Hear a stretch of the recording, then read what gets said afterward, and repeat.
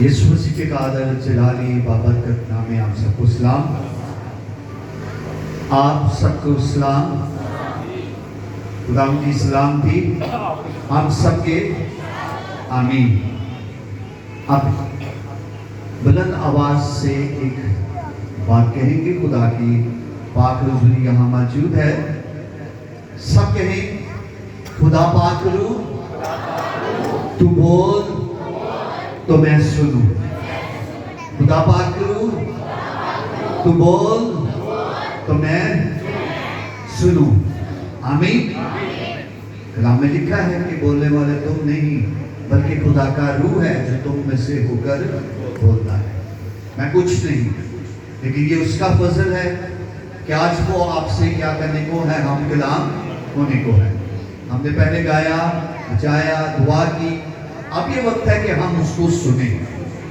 एक अच्छा सुनने वाला एक अच्छा बोलने वाला होता है। आज आप सुने और आगे बोलने वाले भी बने। आमीन। पहला कुरिन्थियों और उसका दूसरा बाब उसकी 9 आयत को आज हम इस इबादत का हिस्सा बनाएंगे। पहला कुरिन्थियों 2 बाब उसकी 9 आयत। एक ही आयत पर आज हम फिर खुदा के कलाम की उस बरकत को सुनेंगे।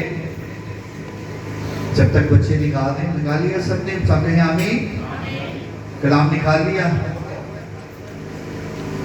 मैं ना अक्सर एक बात कहता हूं कि जो पढ़ने वाले हैं ना, कलाम को पढ़ने वाले हैं, उनको ये पता होता है कौन सी किताब कौन से समय में, किससे पहले है और किससे आगे है, और फौरन वो निकाल कर पढ़ना शुरू हो जाता है। और आज खुदा के कलाम का एक बड़ा खूबसूरत पैगाम हम सबके लिए है 9 आयत को, क्योंकि हम खुदा के साथ काम करने वाले हैं। तुम खुदा की खेती और खुदा की इमारत हो। आमीन। फिर सुनिएगा, क्योंकि हम खुदा के साथ काम करने वाले हैं। तुम खुदा की खेती और खुदा की इमारत हो। खुदा पाक कलाम का पढ़ा और सुना जाना हम सबके लिए बाइस से बरकत हो सके। आमीन। आमीन। अभी हमने क्या सुना कि हम सब खुदा के साथ क्या करने वाले हैं, काम करने वाले हैं। वैसे बड़ी बड़ी बरकत है। कितने नाम काम करने वाले, खुदा के साथ काम करने वाले। हम सब अपनी नौकरियां करते हैं, भाई फलाने साहब का काम करते हैं, फलाने अफसराना काम करते हैं, बड़ा बड़ा अच्छा है साहब का दाते बड़ा ही अच्छा है, वक्त नाल की दे दिंदा, तनख्वाह दे दिंदा, जो सानू एडवांस की जरूरत होती है सानू एडवांस भी दे देता। लेकिन जो खुदा के साथ काम करने वाले हैं उन्होंने से की बरकत, बरकत ही बरकत। कहता है मत्ती की इंजील में, पहले तुम उसकी बादशाही और रास्तबाजी की तलाश करो तो सारी चीजें तुमको इनाम में मिल जाएगी। तो जेड़े काम करते हैं, इसका मतलब है कि उसकी बादशाही के साथ साथ उसके कदम बा कदम उनके साथ चल रहे हैं। तो कमी हो सकती है नहीं। वो कहता है कि मैं अपने महबूब को नींद में दे देता हूं, यानी कि एडवांस तनख्वाह दे दूंगा उसे, भाइयों काम करने वाला है। लेकिन एक बात हमारे ज़हन में आज आनी चाहिए, जो जमीनी मालिक है वो आपकी जरूरत को जानता है नहीं जानता, लेकिन आसमान का मालिक जिसके साथ हम काम करने वाले हैं वो कहता है कि तेरे मंगन तो पहले मैं जानता हूं तुम्हें किन किन चीजों की किस किस को जरूरत है। सब, और मेरी बेटी ने नहीं, वाकई सबको जरूरत है। कोई शख्स ये नहीं कह सकता कि मुझे खुदा की बरकत की जरूरत है। सबको जरूरत है, लेकिन बरकत उसी को मिलती है जो उसके साथ काम करता है। केड़ा काम? बस तुम जाकर सब कौमों को अपना शागिर्द बना और उन्हें बाप और बेटे और रूह कुदूस के नाम से क्या दो? बपतिस्मा दो। और उनको ये तालीम दो कि उन सब बातों पर अमल करें जिनका मैंने तुमको हुक्म दिया। ये पादरियां दी नहीं, सारी जिम्मेदारी सबको। तुम सब यानी कि सब, हम सब खुदा के साथ काम करने वाले हैं। तो जो काम करने वाले, जो रूह कुदूस का बपतिस्मा यानी कि पानी का बपतिस्मा लेकर रूह कुदूस का नाम से उन्हें बपतिस्मा मिल जाता है, वो गैर ज़बाना बोलना शुरू हो जाते हैं, खुदा के काम को समझना शुरू हो जाते हैं, उसकी मर्जी को जानना शुरू हो जाते हैं और उसके साथ साथ उसके कदम ब कदम उसके साथ साथ चलते हैं, तो वो उन्हें बरकत देता है, ज़मीनी बरकतें भी, आसमानी बरकतें भी।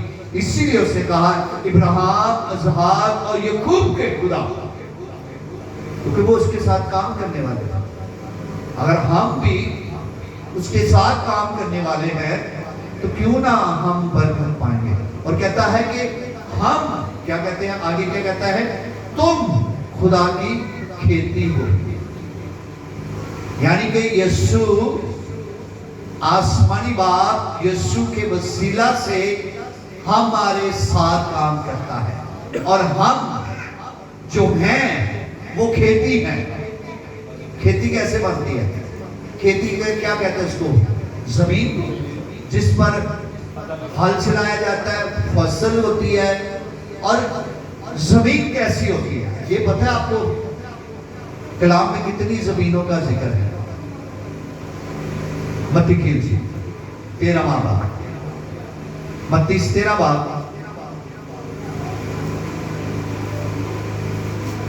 जमीनें कितनी किस्म की?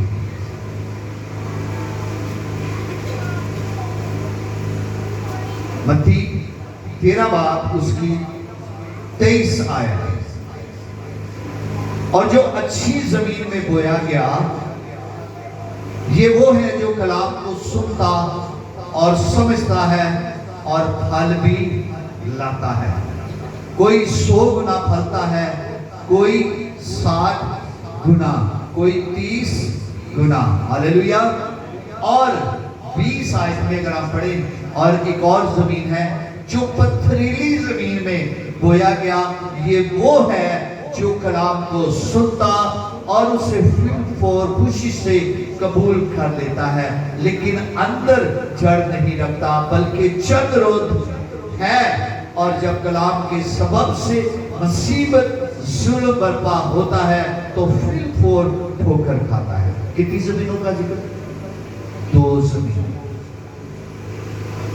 यहां जो कुरिन्थियों की कलीसिया को खुदा का कलाम फरमाता है कि तुम खुदा की खेती हो, कलीसिया को जिक्र किया गया। यहां कलीसिया को बयान किया गया है कि कलीसिया जो है खुदा की खेती है और हम सब उसमें काम करने वाले हैं। चाहे खातम है, चाहे एल्डर है, चाहे डीकन है, चाहे वर्शिपर है, चाहे तबला बजाने वाला है, चाहे वो गेट कीपर है, चाहे वो जूतियां ठीक करने वाला है, चाहे वो चर्च की मैनेजमेंट में है, सब खुदा के साथ काम करने वाले हैं। और कलीसिया क्या है? खेती है। और जो कलाम का बीज बोया जाता है, जो मेरा कलाम सुनता और उस पर अमल करता है और फल लाता है, वहां लिखा है कितना? 100 गुना, 60 गुना, बहुत ही दफा। यानी कि कलीसिया जो अच्छी फसल है, जो अच्छी खेती है, जो अच्छी जमीन है, वो मेरे हुजूर काम करने वाली और फलदार है। और आगे क्या लिखा है आखिरी वर्ष में?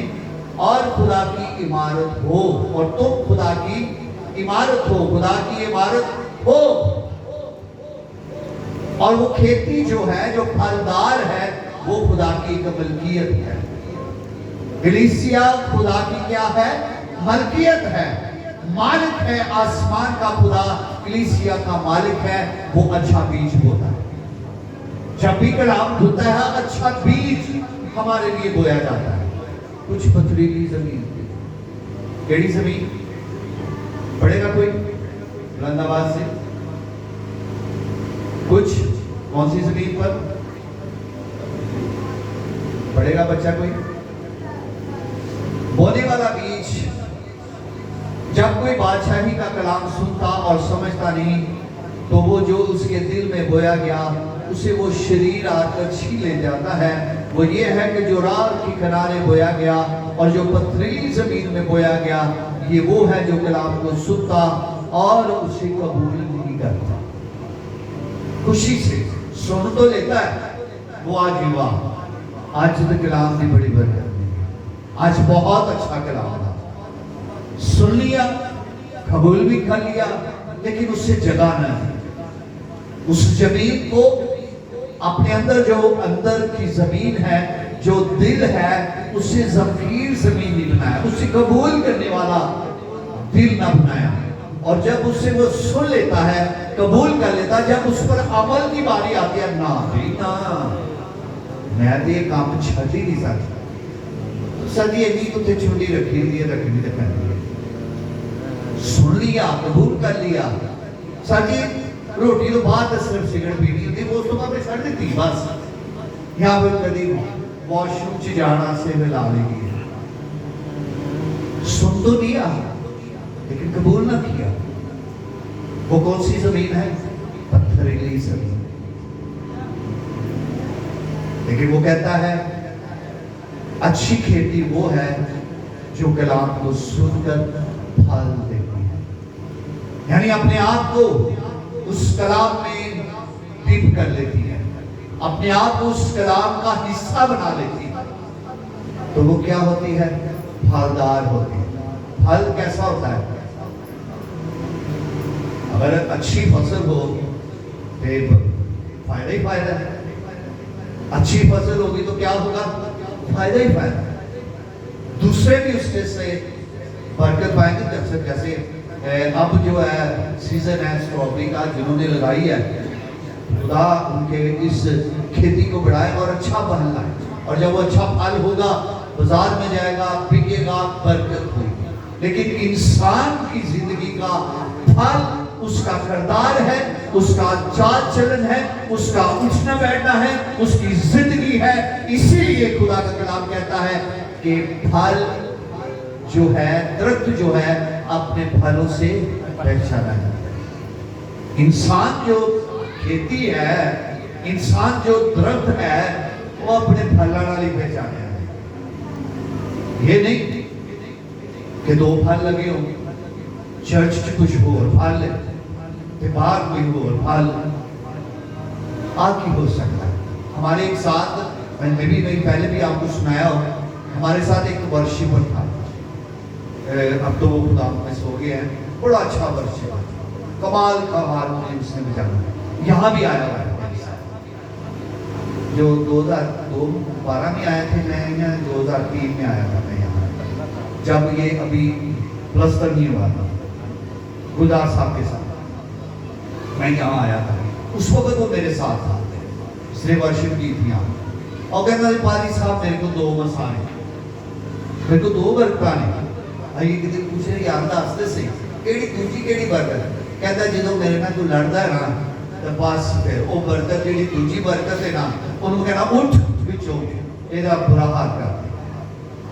ये नहीं कि चर्च च कुछ होर ते बाहर कुछ और। फल दरख्त अपने फलों से पहचाना जाए। अच्छा दरख्त अंदर भी वैसा होता है, अच्छा दरख्त बाहर भी वैसा होता है। इसलिए उसने कहा मत्ती की झील में जो अंदर भरा है वही मुंह पर आता है। अच्छा आदमी अच्छे खजाने से क्या निकालता है? कभी कभी किसी ने कोई गाली ना कटी होवे अगर वो मुंह चो सुन लवो तो किड़ी पैड़ी लगेगी कि यार तूने कभी गाल नहीं कटी थी आज तू कितनी नहीं लगी क्योंकि वो कड़वापन उसके अंदर आ गया, वो बीज उसमें आ गया। बीज लिखा है ना अभी यहाँ क्या पढ़ा कि इब्लीस आता है और उस कलाम को क्या कर लेता है, चुग लेता है और वो कड़वा बीज उसमें डाल देता है। जो कबूल नहीं करता और जो किसी ने कुछ भी ना कहा तो वो अंदर से गंद बकना शुरू हो जाता है। ये आज खुदा का कलाम हमें सिखाता है कि हम सब खुदा के साथ काम करने वाले हैं और हम खुदा की क्या है, खेती है। अगर हम खुदा की खेती है, जमीन है, तो केड़ा बीज बोना चाहिए, अच्छा बीज। कौन सा बीज, अच्छा बीज बोना चाहिए। जो अच्छा बीज बोता है, और कलाम में लिखा है कि जो कुछ तुम जमीन पर बोगे वो ही काटोगे। अगर हम सेब बोएंगे तो सेब ही आएगा, अनार आएंगे बोएंगे अनार का बीज तो अनार ही आएगा, टमाटर बोएंगे तो टमाटर ही उसमें से निकलेंगे, भी कुछ और तो नहीं निकल सकता। अगर हम अपनी जिंदगी में खुदा की खेती में अगर अच्छा बीज बोएंगे तो क्यों ना अच्छे फल लाए। आमीन। हमें